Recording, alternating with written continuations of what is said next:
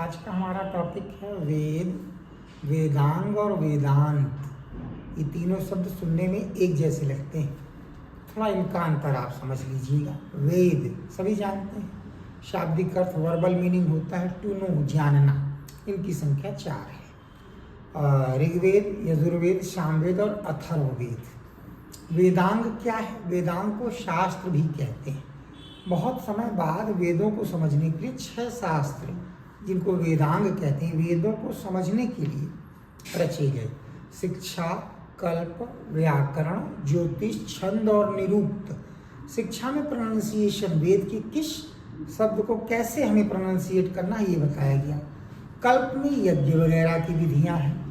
व्याकरण ग्रामर की चीज। उसी प्रकार से ज्योतिष उस जमाने में आप कौन सी नौकरी करेंगे, आज का मैच कौन सी टीम जीतेगी, ये नहीं बताने का होता था। ज्योतिष जो है उसमें मौसम और जलवायु के अध्ययन की चीज होती थी, और आईएएस प्री में इस पर एक प्रश्न भी आ चुका है। उसी प्रकार से छंद का अर्थ होता था पोएट्री की विधि, कैसे पोएट्री की जानी चाहिए। अगर आप चाहते हैं कि वीर रस वेलर हो तो उस परिस्थिति में जो है उसमें कौन कौन से वर्ड्स का प्रयोग करें। अगर आप चाहते हैं सॉफ्ट एलिगेंट फीलिंग हो, श्रृंगार रस हो, तो उसमें कौन कौन से शब्दों का प्रयोग करें, ये छंद में समझाया जाता था।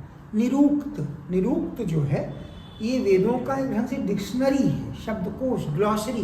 वेद के किस शब्द का क्या अर्थ लगाना चाहिए, तो इसी को वेदांग या शास्त्र कहते थे। और वेदांत क्या है, तो हम जानते हैं हर वेद के 3 हिस्से होते थे। संहिता या टेक्स्ट शुरू में यही रचे गए थे। समय बीता, लोगों को समझ में नहीं आया। जैसे मैथ का सिर्फ फार्मूला बता दिया जाए तो लोग चाहेंगे कि इस पर कुछ और इलेबोरेट कर दिया जाए, तो उसको इलेबोरेट करने के लिए एक लिटरेचर बाद में रचा गया, जिसी को ब्राह्मण ग्रंथ बोलते हैं। ब्राह्मण लिटरेचर, उसमें कोई कास्ट से जुड़ा हुआ नहीं होता था। इसका अर्थ होता था इलेबोरेशन, उस चीज़ को विस्तार देना। और संहिता को उसमें विस्तार दिया गया। उसमें तमाम ऐसी बातें छुपी हुई थी जो लोगों को बहुत अच्छी लगती थी। लोग उसको अकेले जाके जंगल में चिंतन मनन करते थे। जंगल को अरण्य कहते हैं, तो उस तीसरे वाले भाग को आरण्यक कहा गया। तीसरा वाला भाग था चिंतन मनन, मेडिटेशन बेस्ड था। लोगों को लगता था कि जिस दिन ये सब चीज़ें जान ली तो फिर हमें अब कोई ज्ञान नहीं जानना है। वेदों का अंतिम भाग है, इसीलिए उसको वेदांत कहते थे।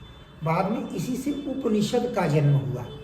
उपनिषद अर्थात वो ज्ञान जो गुरु के निकट बैठकर प्राप्त किया जाता था, वो उपनिषद बने। दर्शन के, फिलॉसफी के ये आरंभिक ग्रंथ हैं। कभी कभी आपको एक शब्द और खासतौर पे हिंदी फिल्मों वगैरह में मिल जाएगा। लोग बोलते हैं शास्त्र की ये आज्ञा है, तो आपने तो जो शास्त्र पढ़े हैं उसमें तो ये सब कहीं लिखा नहीं है कि विधवा स्त्री कैसे जीवन जिए, उसी प्रकार से किसको छुओ किसको न छुओ।